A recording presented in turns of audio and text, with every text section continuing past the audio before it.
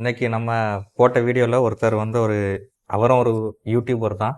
அவர் வந்து ஒரு கமெண்ட் நம்மகிட்ட கேட்டிருக்காரு. என்ன உங்க கருத்தை நீங்க சொல்லுங்க.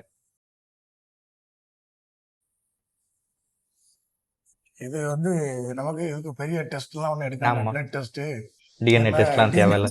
தேவை கிடையாது. ஆமா. தமிழை பற்றியோ ஒரு உதாரணத்துக்கு ஒரு வள்ளுவரை பற்றி ரொம்ப கேவலமா பேசினா ஒரு சூடு சொரணம் இல்லாம இப்படி இருந்தோம்னா அப்போ நம்ம வந்து தமிழரா பிறந்திருந்தாலும் அது பிரயோஜனம் இல்லைல்ல.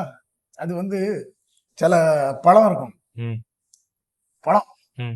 தொக்கு பழமா இருக்கும். ம்.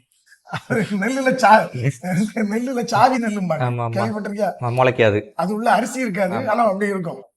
ஆனா பார்க்க நெல்லு மாதிரியே இருக்கும், ம். சாவி நெல். அந்த மாதிரி தான் அது. சரி சரி. அது தமிழையும் அப்படிம்பாங்க, ஆனா அது அப்படித்தான் சாவி நெல்.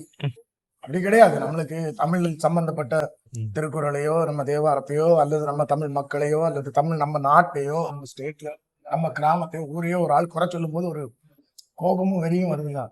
நம்ம ரிப்ளை என்ன பண்றோங்கிறது இல்லை, நமக்கு அந்த ஃபீல் வருதா புரிஞ்சுக்கிட வேண்டியதான் நம்ம தமிழர்கள். நீ என்ன நினைக்கிற?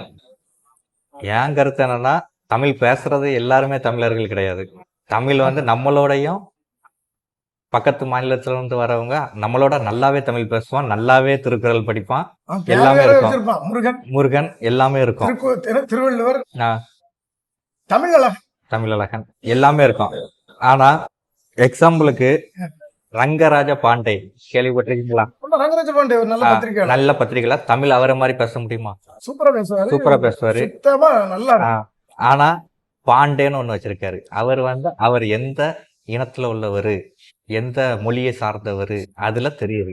அது அவருடைய இனப்பற்று, தவறு கிடையாது. தமிழ் பேசுறவங்க எல்லாமே தமிழன் ஆக முடியாது. தமிழ் உணர்வு உள்ளவங்க மட்டுமே தமிழரா இருக்கலாம்.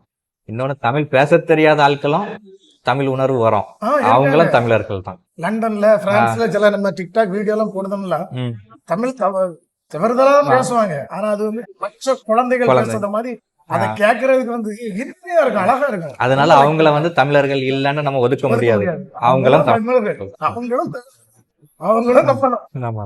ஓகே, போதும். சரி, பாப்போம்.